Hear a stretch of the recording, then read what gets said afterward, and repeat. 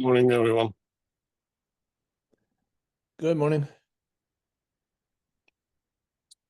Let's give everybody a minute. Hey, David.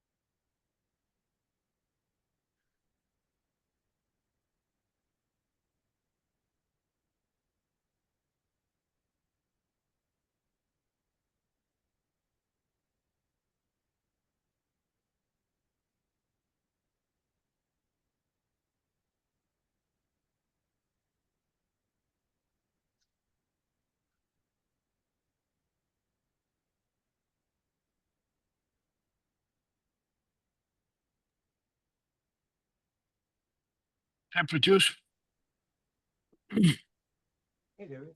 Yeah. do you know if Bala will make it today? Oh, I don't Ah, see. speaking of the devil, okay. Okay, is here? Okay. Yeah. Hey, Bala. Hi, Hey, hello Bala. everyone.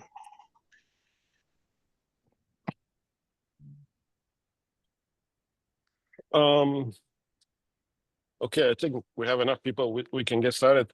Uh, a couple of things, Bala.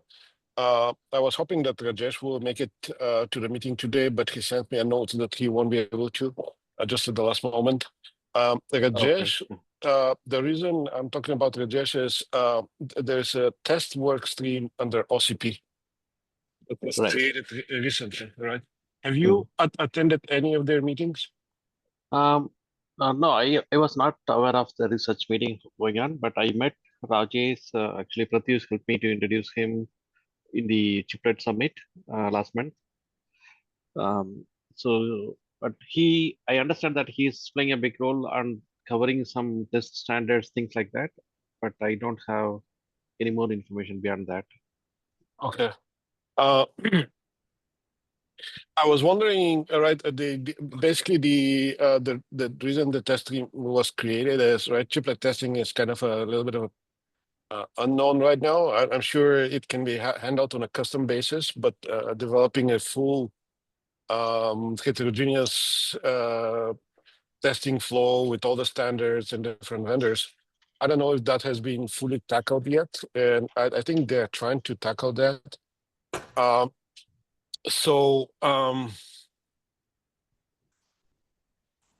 Actually, question for Rudy. Rudy, what do you guys do on your side for test? Do you have test tools, stuff like that? We do have Um, EDA tools for tests, yes. Sorry, David. Okay. David, I just joined. What was the question?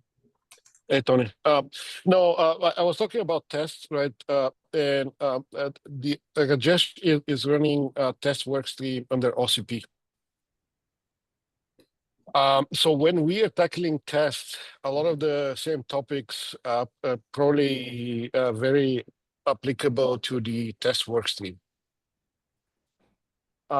So I'm not entirely sure how to approach this at the moment. The first thing that comes to mind is that probably a few of us would be a good idea to get together with Rajesh and figure out what's done where and which work stream would be a best place to tackle the test topic, right? There's two sides to it. One is what data do we want to exchange, but the other one is what is the flow, right? What is the test flow? What is the test flow, and then what data exchange it needs for support? right. Right. So actually, in the same line, like there was a NAPMP Purdue discussion happened yesterday.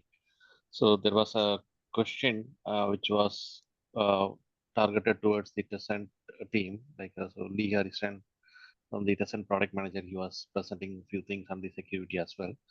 And so the Purdue University professor was asking this question where they so for the chiplet test right now the Siemens solution is following that 1838 standard, which describes the like approaching this configurability of this test modes through the IJTAC network, and then streaming the scan net piece of test through this. There is a IJTAC combined parallel interface mechanism. But even though it's IJTAC combined, that parallel interface is not protocol driven today. Like I mean, industry wide interoperable kind of protocol defined.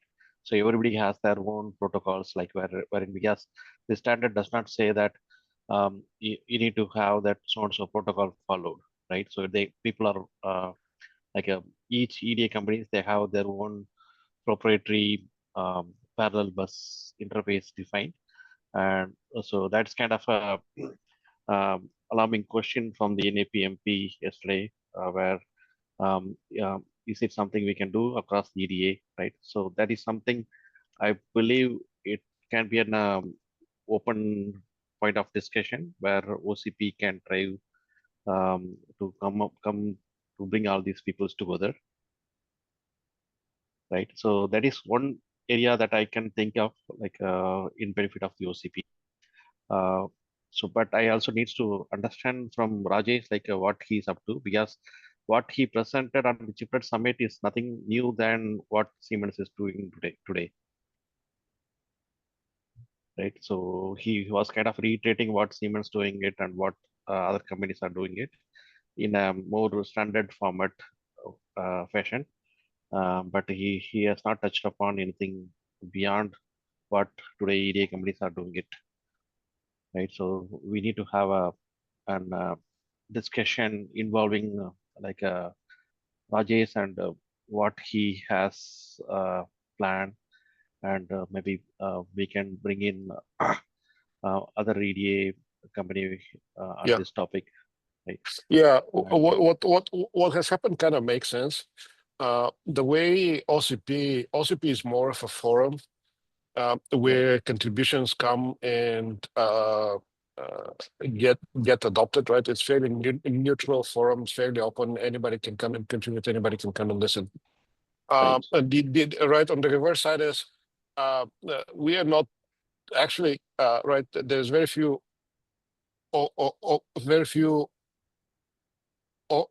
organizations that can develop New Start on their own and enforce it, right? And OCP is definitely not one of these, right? When it comes to tests, definitely not. So I agree that this would be probably a good forum to talk about this. Maybe how about we set up one separate meeting with the Purdue folks, Rajesh, me, Siemens, Cadence. I don't know if Synopsys has tools as well, right? right. We get right. Okay, yeah. Let's invite everybody and try to figure out if we can reach kind of a plan. Can we collaborate? How would we collaborate? What would be the best forum to do that? So, Right. Rudy, I'm assuming you're not a tax expert. Do you have somebody you could recommend? Yeah, I'll have to find somebody, but yeah, I wouldn't be the test person. Okay. So, Bala, I have a question. So, what you're proposing is basically standardizing the wide I/O based test bus protocol. Yeah, that is right. Actually, there is a another counter argument that I made it on that. Yes, today the SSN it brings in its own wide bus protocol across the partitions into the chiplet and across the chiplet too, right? So, but we already have a system NOC like a AXI, AHP kind of NOC buses. People are already using it. So what it takes to utilize one of those standard protocols and have this the SSN kind of component stitched under that, right? So that way, it is going to be an advantage for the physical design team, and so they don't have to route two different bus, one for functional, one for test, and so it's just that the software pieces needs to be supporting those type of AHP, AXA flavors of the SSN streaming, and so which is under the like a hybrid functional test usage. But there will be a few chaotic questions will be coming from the functional side, where how we are going to test those cases. There is going to be a DFT test coverage, like scan coverage loss, things like that. But those things needs to be ironed out as part of this spec, right? So that way, yes, today with the physical design, each partitions are abutted and stitched together, like a placed together with no place for the top level for the any logic, right? It's just that signals are routed. Even TCK and functional resets are abutted and punched through these tiles, like which are going through SFP through wires for the neighboring tiles, so on and so forth, right? So I don't think like the parallel interface for the test, it may be a scalable approach or sustainable approach moving forward, because it will limit at one side like maximum of 400 or 600 MHz bus operation, plus it will also cause congestion in parallel to routing two set of buses, one for functional, one for the test. Right. So at some point we will see that there's a pushback from the physical design world. Okay, test case, you need to work with functional buses, which functional bus fabrics, right? We are going to face that at some point of time. Yeah. About one question I wanted to ask you is, you mentioned that each vendor has their own proprietary protocol, which kind of makes sense, right? That there is every vendor probably sees an advantage in the way they have structured the protocol and what it does, right? Right. Is there a possibility that Are we talking about the protocol, or are we talking about the structure of this serial interface? So we are talking about that the parallel interface, which is an open protocol today, like as part of this IEEE 6. What is that? 1838. So, but that 1838, it gives that there is a parallel in and parallel out, but you can define how much or bit pins that you want for the clocks and for the scan in and scan out, things like that. But the standard doesn't say that, okay, you need to have the AXA type of protocol, something like that, right? So yes, people have taken that as an advantage. Well, so, there's no protocol. It's just a standard parallel interface, right? You just have pins. Right. Yeah. Right. You just have a pin. Yeah. Right. No what Bala you are asking for what they did for large communication devices, SerDes had like a bypass test pin. So in test mode, it would just act as an additional IO. Because the problem is, if you have all these test pins, you can't. A lot of the pins are being dominated by these high-speed interfaces. So right. they're kind of there's a mux in there that allows you to leverage those kind of as a feed through. But so that's just the pin. So that there's no protocol for that. Right. Yeah. Yep. Yeah. But, it's the same thing here. Yeah. But what I think more what's happened, I don't know, last 5 years, I'm not sure how long, but there are now serial interfaces. So rather than having all these parallel ports coming out, and it's typically used for scan chains, right? Because you have a lot of scan chains for big designs. The different EDA vendors have a way of packetizing that in a serial interface, and you're saying there is no IEEE standard for that, correct? Right. Yeah. But do we really need a standard? I mean, if it's a serial interface, we just need to identify the pins, and do we need to specify the protocol? Yeah, I believe for the chiplet, the ask will be like a standard.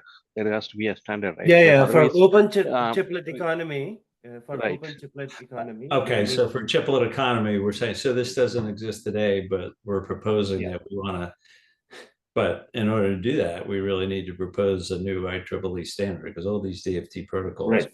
are IEEE standards, right? So yeah, Tony, like what I was biased is towards the physical design challenges, right? Where if there is already an existing like a system knock, which is already running around all the partitions, most of the partitions, right? So extending that to the remaining partition is not a big deal compared to like having another dedicated test specific knock kind of interface.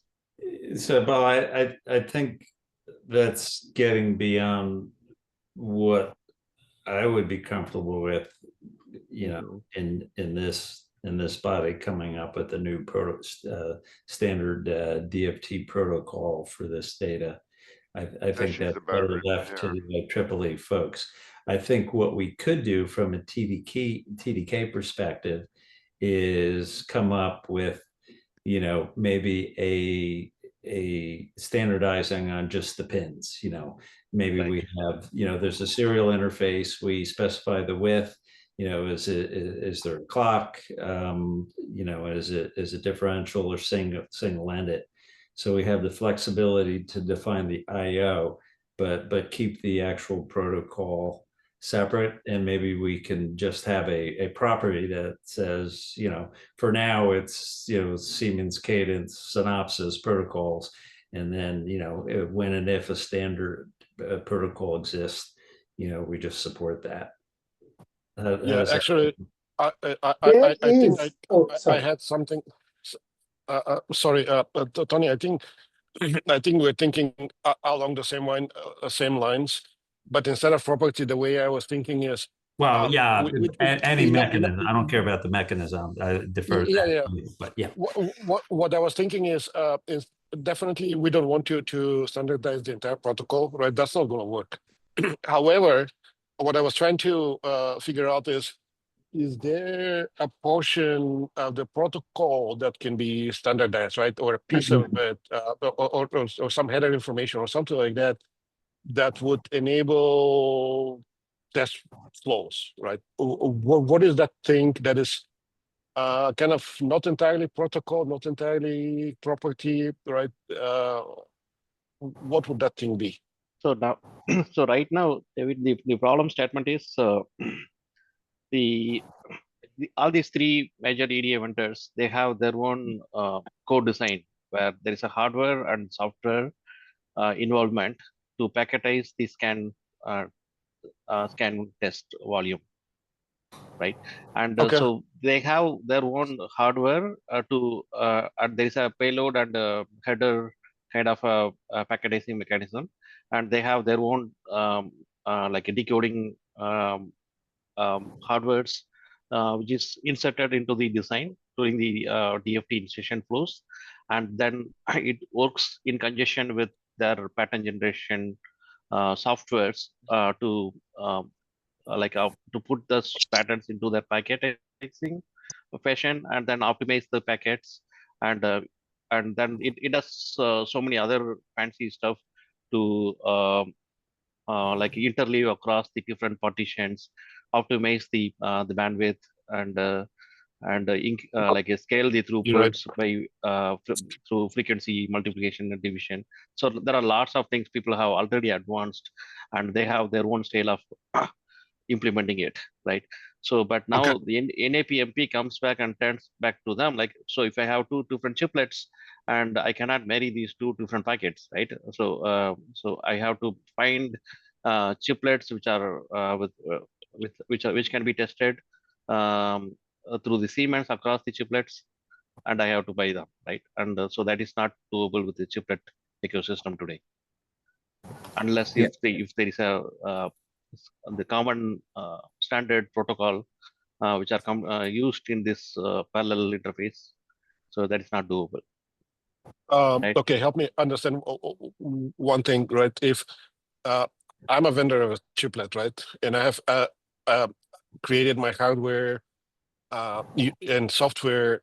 No, actually, the hardware and the patterns I have created them using the tool set from company X, right? And I have another chiplet that comes from that in similar fashion, but they have done it with from a vendor Y.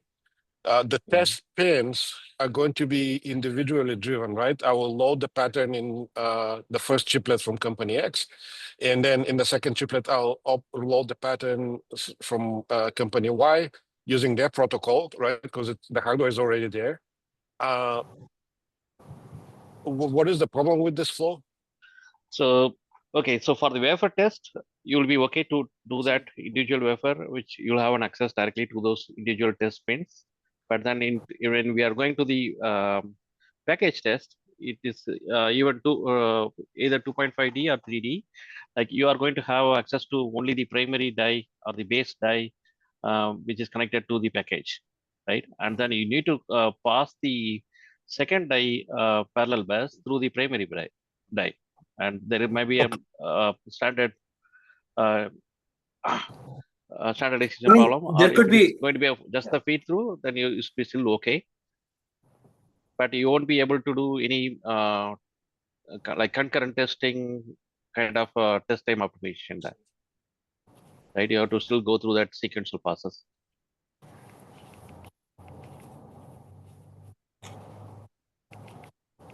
Okay, so you're saying that the okay, say it's a 3D, right, where you have a main die and everything has to go to it. Right. The chicken and egg problem there is that if you want to pass packets for the die X, you have to insert tests for the company X. If you want to pass packets to die Y, you have to use the tool set from company Y. Right. You cannot do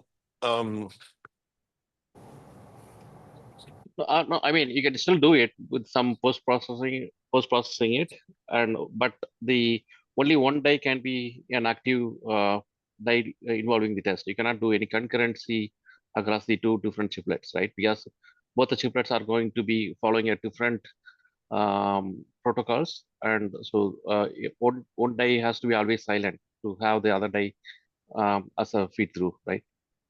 Is it the protocol that is the problem, or is it the pattern that basically would not be compatible to test chiplet X to chiplet Y communication? It's a protocol, because the protocol and even the hardware, right, where which will decode the protocol, is going to be aligned, right? So if we have a identical implementation, like which is combined to a specific protocol, then this type of problems, it won't arise, right? So you can do a quick question. How would you do interconnect test? If you can only test one chip, then you won't be able to do a loopback test at all, can you? yeah, the loopback test is still doable, because we will create those type of patterns with using one of the tool, right? Where so the problem comes is like where so there are two elements, right? Where you have a IJTAG network, you are going to use it to program and configure your test paths, right? So that is IEEE Yeah. 1687 standard, right? So that is we are going to be okay on that. Yes, it's going to be the same IJTAG protocol across both the die. But then when we are involving the parallel interface, that's where we are going to get a trouble. Okay, so you still can do interconnect test. Okay. Interconnect test, you can somehow do it. But then if you and have, Bala, there is interconnect is fine. The bigger problem here is, your patterns will be obfuscated as well, depending on the destination die, right? And you need to standardize those obfuscation mechanisms as well if you want compatibility, because as you were saying, we also optimize the volume of the pattern based on the design, right? And now, when it's a multi-die design, that optimization now has to be done in tandem with all the chiplets, essentially. So you could have a scenario where one packet is not all packets in a series are ending at die one. They could be all interlaced across multiple dies, right? The way you want to define your mechanism. Right. So You already mentioned you have to at a very high level, not just for primary die, but also for secondary die, because you'd have long chains through 1,000 chiplet package. Every starting point as well as middle hop point die has to have, either it's in a absorption mode or it's in a pass-through mode. So all of that has to be defined and standardized here. But it's like Tony says, it's probably an IEEE kind of work. It's a lot of work to be done there. And then coming back to the packet itself structure, you have to define the whole data link layer, and it gets very complicated here because you have daisy chained network here. So Right. Yeah, it's not only just an IEEE problem. Like even we need to have a feedback from the major EDA players, right? How flexible their softwares today, like it can observe a neutral standard than their own proprietary um, interface, right? The parallel interface, whatever they have defined. So it's going to be some level of effort to support this, like so that and then whether this particular standard, whether this can be reusable for the functional, like AXI kind of things, or CXL, right? So that is a secondary question. Yeah, I think that's exactly the thing that everybody's going to have to work together. I'm trying to figure out, right, if it's just packets going around, you don't, different vendors don't need to know what do they need. Actually, I'm thinking kind of like a network, right? In a network, you really don't need to know what's inside the packet. You just need to know where it comes from and where it needs to go, right? So even if it's daisy chained and it's going from the first chiplet to the fifth chiplet, what exactly is the contents of the packet? You don't care, right? What you need to have is a way, common protocol that says, hey, here's a packet, it goes there, and here's the next packet goes there, right? Wouldn't that be sufficient? Yeah, it is sufficient. Like if you're not planning to do a concurrent test, right? If you're going to do a sequential test, then you're okay with that. Because the nature of sequential test is going to be like one chiplet is going to be in the passive mode, and then it's going to be targeting the next chiplet, Okay. right? So as long as I guess the concurrent piece is what I'm not understanding. And probably that's because my limited understanding of tests. I thought that even for concurrent tests, you first have to load the patterns, right? right, And then write in some memory or somewhere, and then you actually run that pattern. And these patterns come from basically these packets, right? They'll load the data and they'll need to do what they need to do, right? So loading the data, assume that it's transparent, right? It's just packets going around, and then this gets forwarded to the right chiplet, and they end up in the right chiplet. Right. What is then the problem of running the two chiplets test concurrently? Okay, so today there is a on-chip comparison is getting enabled, right? And wherein you can broadcast your input pattern, like the loading the scan chains, things like that. And then when you are in the on-chip compare mode, there is going to be a internal comparator with a sticky error bit, which will indicate like if there is any single error, which is going to make it a sticky behavior, and then return the status at the end of the test, right? Okay. Or it can even flag it at ahead of time, like if you have a direct observable pins, so you can halt it. Like you already see an error, you know how to continue with the rest of the test, right? So those type of tests, if you enable across the chiplets, so it's going to be problematic. So when this is concurrent test is more common, where not on the scan, but on the memory based and the mixed signal kind of test, where because those are the maximum time consuming tests, because of the lots of algorithms is being executed in the background, and so you will go through that, right? So but this is a brand new ask from the NAPMP, so but we need to still go through that review or brainstorm discussions across the board, and then come up with some common consensus, and how do we can tackle this problem? Are there may be a case where we may not be able to solve this problem? Yeah. Okay. Yeah, maybe. Yeah. Okay. I think I understand where the issue is. I think it's worth having that common discussion and Right. see what needs to be done and how do we tackle that problem. Okay. We need. Okay. Probably it's going to be a good idea. How many people are from any PNP are dealing with this? Is it like 10 people or is it couple? Vikas, you have any comments on Vikas? I don't know if digital test protocols are part of the program or not.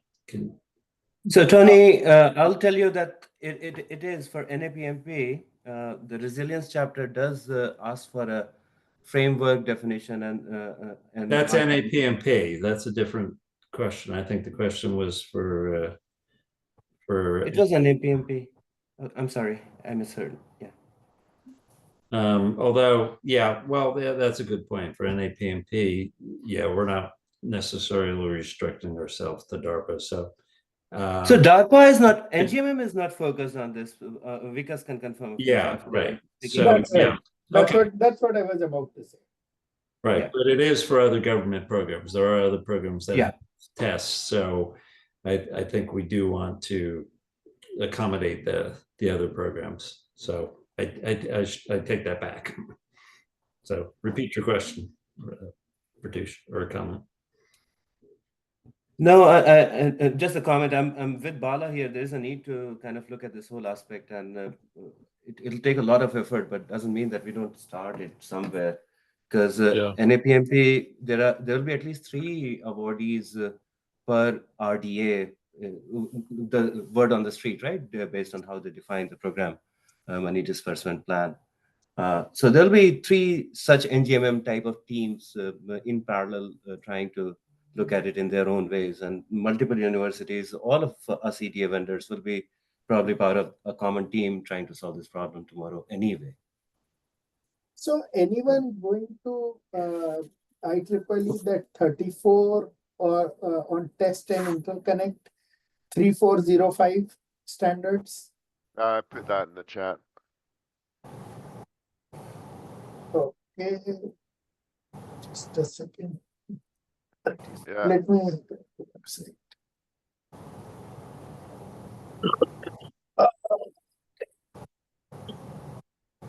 Need compatibility in how the stuff's going to recover when things are broken on the manufacturing or runtime.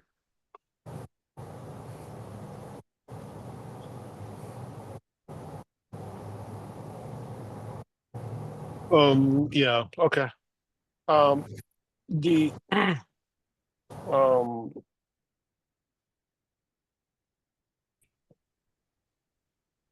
the immediate thing is to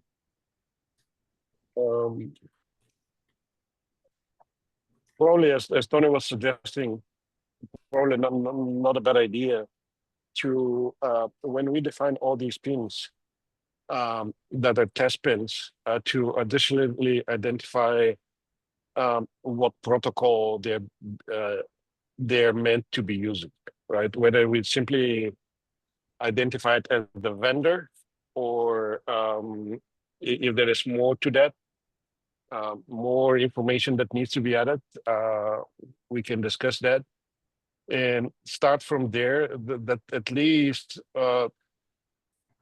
that's a part of the data sheet. That's probably going to be part of a data sheet, and we can digitize that, right? That says, hey, here's 5 pins, and these are Cadence protocol, or these are Siemens protocol, or these are a Synopsys protocol, right? So at least I know when I'm choosing chiplets what I have to deal with, right? And then we can have a larger discussion about what is missing and how that would be tackled. It doesn't have to be an OCP. That it could be You might have to use an IEEE. It OCP. could be. It could.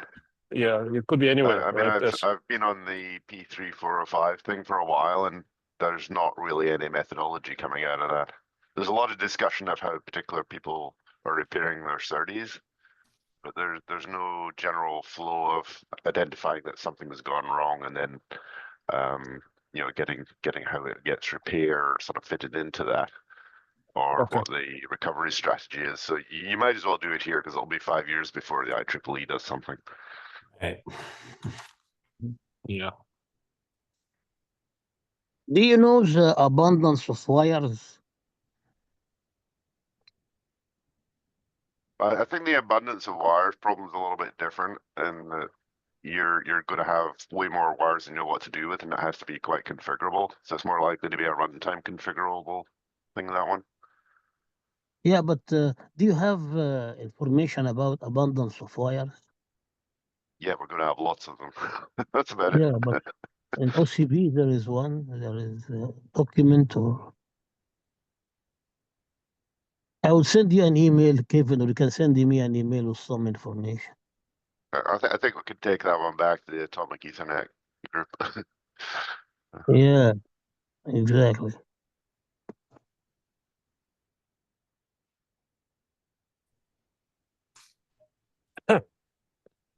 Yeah. So maybe we start tackling that way. Would that work for Siemens Cadence? What do you guys think?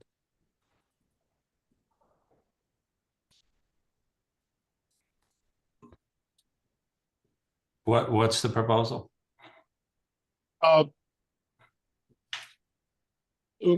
the first step is to see how do we augment the definition of a test pin to just say to have a identifier for a protocol type without going further into the protocol, just specifying the type.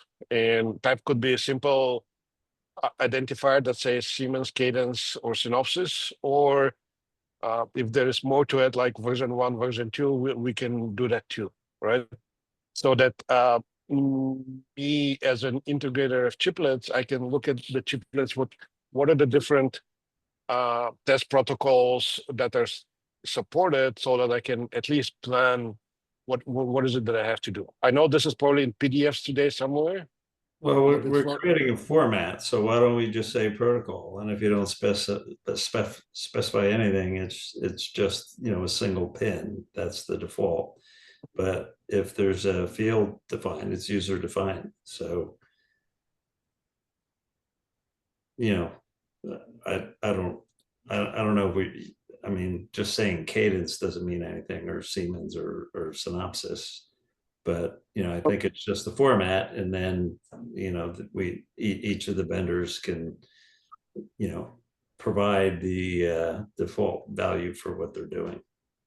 I think Okay, there's a missing piece on the test methodology, like who's actually doing the testing of these things when you assemble them. Because it's not the same as testing chips or PCB boards. You're talking about top level. Well, when you stick a couple of chiplets down and like you're trying to You're wire talking, 20 SerDes lines, how do you test that? Say, what I meant by top level, at the SIP level, right? So multiple chiplets in a package. Yeah, I mean, I can see that people are going to stick things down and then say, can we test that now and see if it's working properly? Because if it doesn't work properly, there's no point sticking more down. All right, so we're But I don't know if we have a group for that or a subcommittee or anything. So there is yeah. So just I just want to make, you know, avoid scope creep. Currently, right now, the 3DKs. I was thinking that the TDK is part of the CDK, so the scope of a CDK is for the chiplet standalone. I think when we get into multiple chips at the SIP level, I don't know if, I mean, that sounds like an ambitious effort, and that's probably a separate. Tony, there's another piece of information, right? Where today, the parallel interface at least for the scan, right? So how they have been stitching as a front end is through the high-speed IOs, like people are choosing like a DDR or UCI or so those type of like a bigger IO controllers that people already have it, even for the functional purpose. But the DFT mode, it gets reused for that, right? But it's mainly for the big players today. But the question is going to be on the mid players and the small players. Basically, they small players, they are still relying on with the GPUs, which with max like 200 megahertz kind of speed. But that is still like getting faster and faster with some recent deep technology nodes. But if when the small players like edge kind of market, when they don't have ability to use the UCIe, but they are hanging around with whatever options available for them, right, with the smaller area, right? So that's where this proposal can help, where people who doesn't have a need to use the UCIe and still need some standard. That's where this TDK development can influence them. So you're talking about the data, right? The protocol. parallel interface protocol, right? Yeah. Yes, today Siemens doesn't say that, okay, you have to go with the UCIe or PCIe or DDR, right? So Siemens says that, okay, so my backend interface is this particular parallel protocol.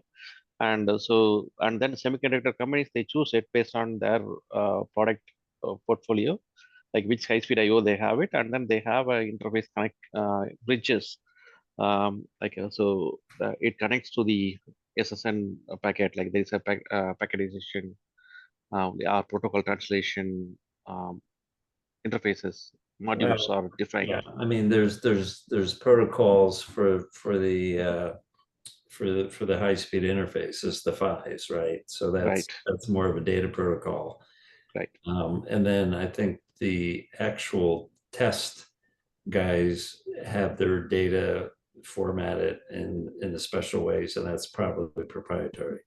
Anshu, do you have any thoughts or comments on this?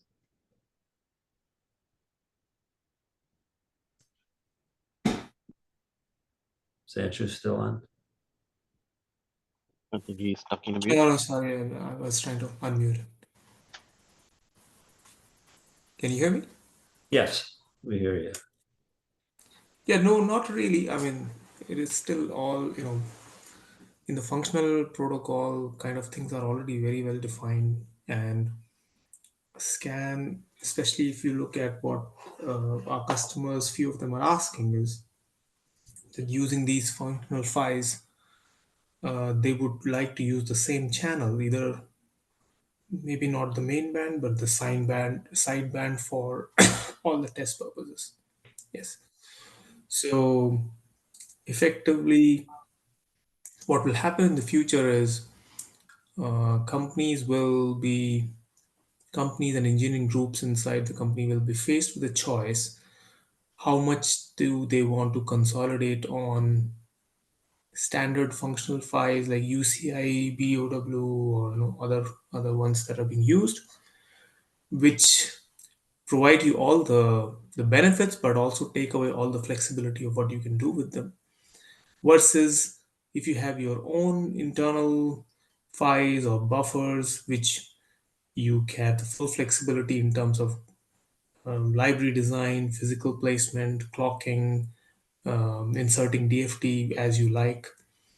So it's a very open field right now, and I think in the coming 2-3 years things will get more clear. My personal view is that we will never see consolidation on a single file like UCIe, because Oh, I agree with that. Yeah.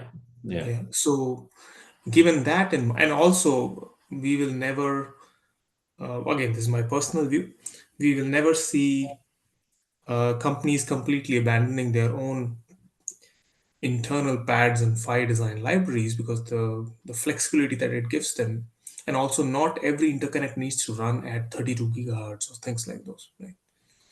So given the benefits of hybrid bonding that we are beginning to see, we are even seeing that the hybrid bond connectivity of circuits across chiplets is actually giving you better performance than even a simple interconnect within a 2D design. And if you start thinking about that, then even if you are running things across a vertical stack without any complex PHY, just your simple buffer pads, and you will still be doing better off than having interconnects running within your chiplet itself, right? So partitioning of the Sure, yeah. design. 3D is different, right? And there is an IEEE standard for that. What I forget what they call it. The bus that the vertical bus that goes through each of the stacks. I mean, Oh yeah, the 1838 bus PTAB stack. yeah. What is it called? It's got a name. So what, I don't know the name. That's the PTAP stop is 1838. Yeah, the They PTAB. just call it 1838 test access. I don't think they have an additional Right. name. So that is a standardized an IEEE standard, right? And there are no PHYs, right? That is, No. when you stack devices, you don't need PHYs. That's the advantage of 3D, right? You're just connecting logic to logic. You may need special buffers, but you don't need like a serializer PHY. When you have different chips connecting on an interposer that has longer distances with different clock frequencies, all that stuff, you need these PHYs. So I think we need to deal with 3D, but I think there's a different approach for 2.5D. Yes. So in 2.5D, you really do need to use the standard protocols, right? And there's many of those, but I don't really, you can pick and choose whatever you want, right? So if you have a bunch of parallel pins on your chiplet and they need to go outside the chiplet, you're either going to have a collection of pins, or you're going to have a parallel. Well, it's on the PHY side, but So I guess technically, since we're dealing with the chiplet, it's a black box. If it is using a PHY, we have to do that mapping. But do we really? So if we do a simple thought experiment here, right? So from, let's say, current 9 or 10 micrometer bump pitch, right? We move to, which is very much practically possible in the next 3 to 5 years, a 1 micrometer pitch, right? Yeah. And so you see in the same square area, you increase the number of connections that you have by the square of how much you go down, right? So taking a very simple calculation, practically it may not be exactly the same. You're getting a 10x pitch reduction, and You're breaking it. dimension Broke up a little bit. by 10 cross 10. Give me 1 second now. I'm a little bit concerned if we get too complex with this protocol, we're going to get into a IEEE multi-year spec. So I think we need to keep this relatively simple. You have a chiplet, there's a bunch of test pins. So we need to specify the pins that go outside the chiplet, and that is, and then define, So, is this used for what type of test? So in a different test mode, these pins are used. And if it's using a protocol, we could just specify it, but I don't give it a name. But So I'm trying to argue that user actually, defined protocol, right? So we yeah, just yeah. leave it extensible. So if somebody wants to create a custom fire protocol, I think we really don't want to get involved with those protocols. It's just expanding the scope of this. Now the question is there value in doing that? Are you able to hear me now, Tony? Is it better? Yes. Okay, I'll just take 1 minute to just say that the protocol being simple may automatically follow, right? Because as I was just describing, every time the 3 years from now, 5 years now, when we get a 10x reduction in pitch, hybrid bonding starts maturing, you get a 10 square increase in the number of bumps that you can use, and which will be the connectivity.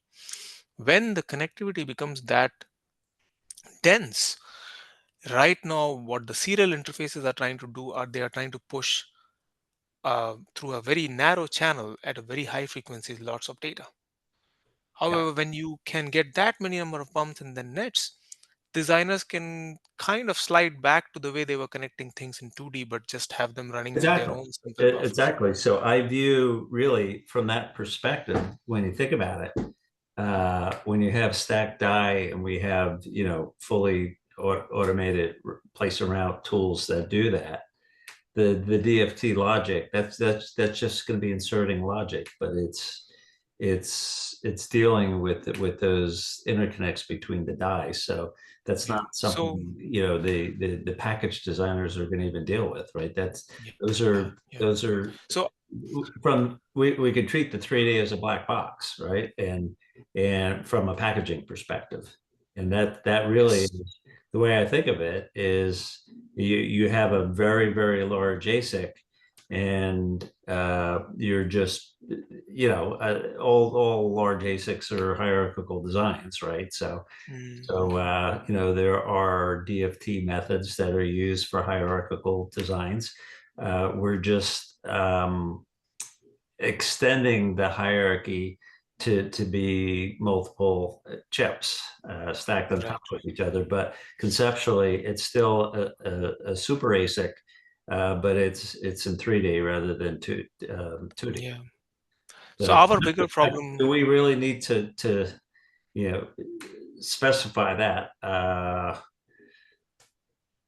the end of the day, from a 3D IC perspective, there is one port, that's coming out of the base die that we need to specify, and the methods that are used to do all the testing of each of those chiplets, as well as the interaction between each of those chiplets, is part of that 3D chiplet design process.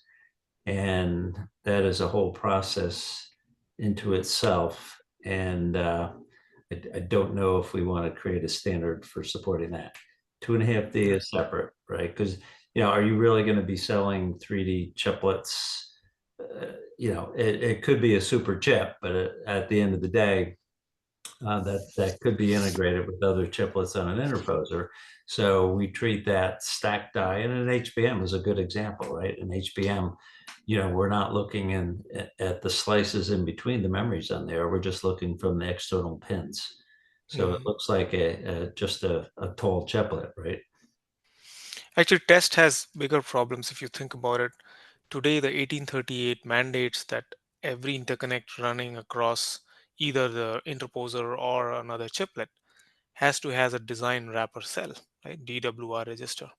If what we are expecting with the hybrid bond technology in the future, if the number of bumps are going to go up by 100x, and you cannot expect that many design wrapper cells or that much DFT, which now is running on every interconnect going across, right? So the problems for test are going to be different, or maybe there will be other ones which get added on top of it than just the communication protocol issue that we are looking at. Right. So it's going to require new methods and new standards, and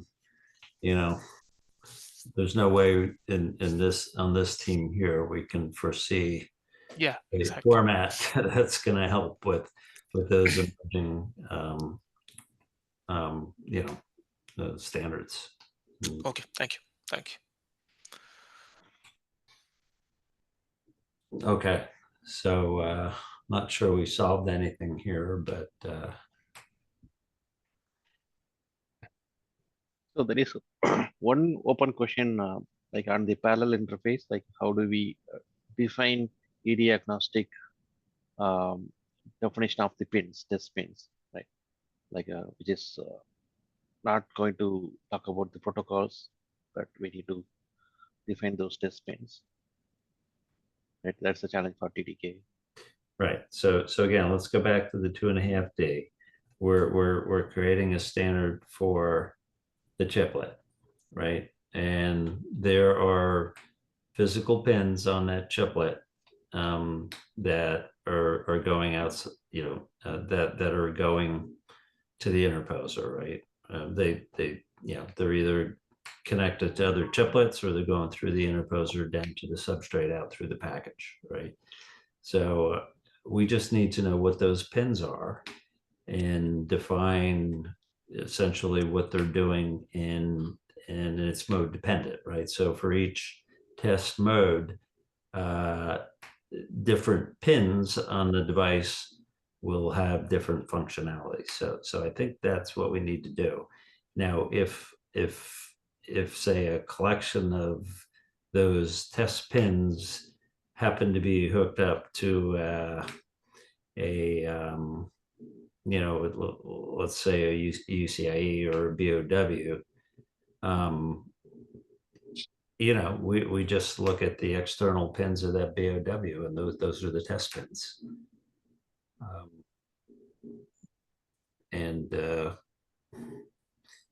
The test engineers will need to know that, so we need to identify that is a BOW bus, and then they'll have to deal with that when they're developing their patterns. So Okay, so I think so we need to note that there is some protocol X. The default is there's no protocol; it's just the pin. And if it's going through a PHY, right? If it coming out of the chiplet, it's either a pin or a PHY, right? So if it's a PHY, we want to treat it as a PHY and identify the test mode pin, and they can have a different pin name in test mode for that PHY IO.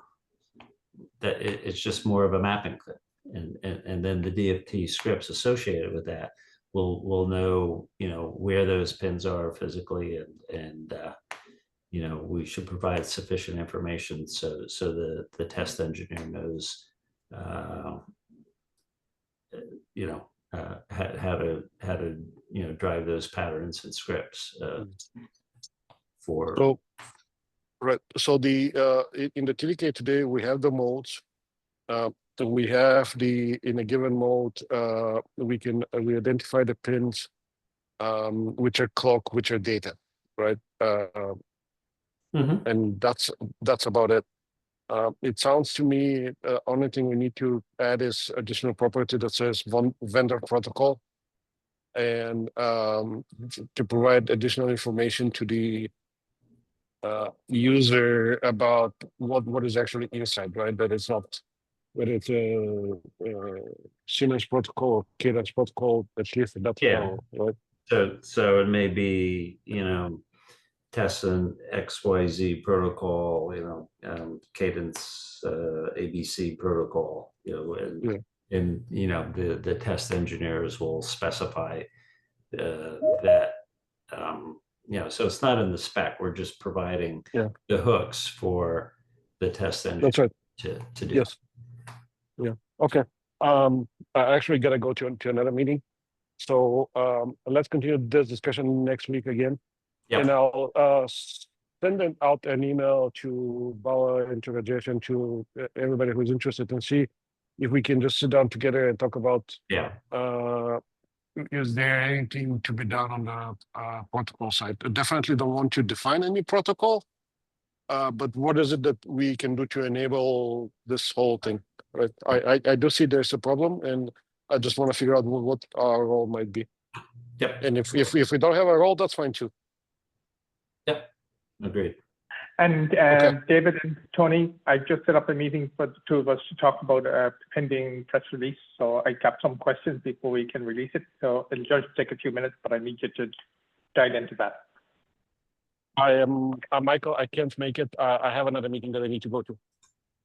All right, so David, Okay, Tony, let us me know show when you're available. let me Okay. All right. Yeah, it needs to be today, David. Because otherwise it'll slow Are things down. you available at 1 p.m., David?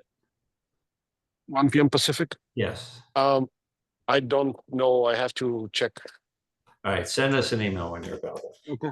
All right.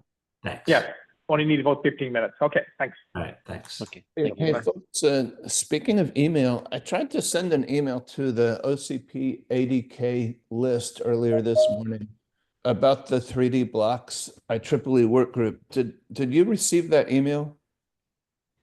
Did anyone receive? Because I'm not sure if I'm allowed to actually send email to that OCP list or whether my attempt would go into like a request for moderation or something like that. But the point is that work group. I don't see anything from you. Yeah, so should Send it today. I sent it earlier this morning. It didn't make it through then. But the point of the mail is just to tell you how to sign up for that IEEE work group if you don't already have that info. Yeah, that's just the mail server that Right, it's the IEEE listserv, and that the first work group meeting is next week on Wednesday. It's the intro meeting next week. So just wanted to make sure people at least knew about that. Okay. So Tony, it seems like you know about it at least, right? Yeah, I'm not attending. I'm traveling next week, but yeah, Siemens is aware of it. Yeah. Okay, good. Yeah. All right. If you could just send me a copy, I'll forward it to our folks on our side just to make sure that we're all aware of it. Yeah, okay, I'll do that. Yeah, thanks. Okay, thanks everyone. Bye. Thank you.